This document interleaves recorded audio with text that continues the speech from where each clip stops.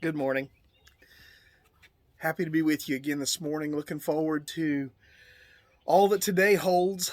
Um, I'm sure, like me, you have a full day planned, but I wanted to start off with something that just kind of puts some things in perspective. I read a guy, I read about a guy who was playing Pictionary at a party with some friends. And if you've never played Pictionary, it's you draw a card, and whatever's on that card, you have to draw it and people guess what your word is.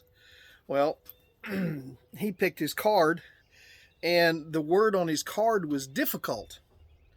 How do you draw difficult? And so he's there racking his brain. You only get 60 seconds.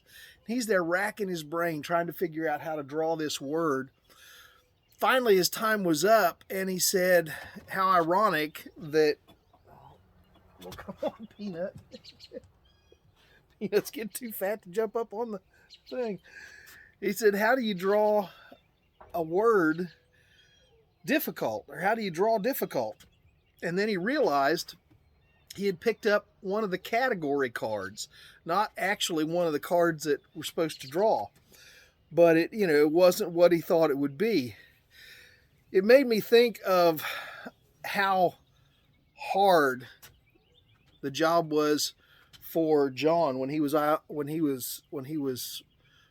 stuck on the Isle of Patmos, and he was called upon to write the book of Revelation. He was called upon to describe heaven. And he's describing heaven as this amazing place in Revelation chapter 21, beginning in verse 18.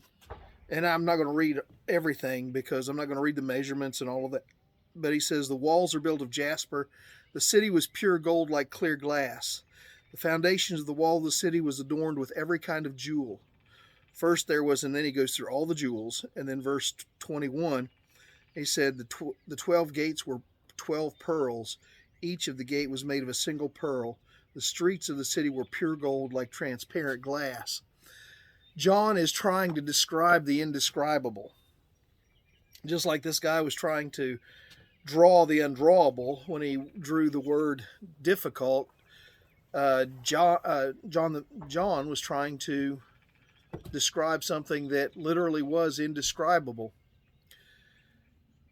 But I began to think about why John would focus on the things that he focused on.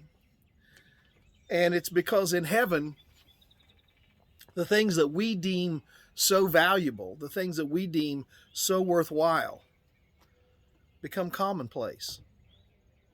Gold becomes street pavers. Precious gems become stones that you build a foundation with. The place was indescribable, but he looked at those things that people put such value in, and he wasn't describing, I don't think, the opulence of heaven. He was describing what mattered. He was describing what was important. He was saying, look, all this stuff that we think is so valuable just becomes building material in heaven.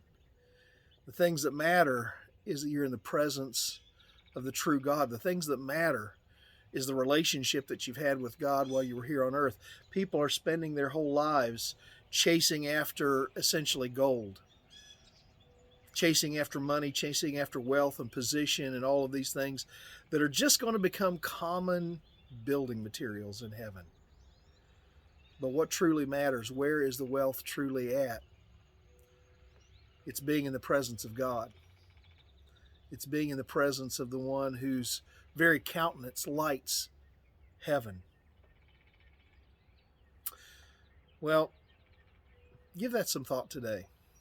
Ask yourself, what is it in my life that really matters? Am I spending my whole life focusing on something that doesn't matter? I'm trying to grasp something the world values when heaven just says, it's nothing. Or can you begin to grasp the indescribable? Can you begin to grasp what really matters? A walk with God, a relationship in heaven. Something to think about today. I hope you have a great day today. Mom and Dad, if you're watching, I love you. I'll talk to you later. Bye.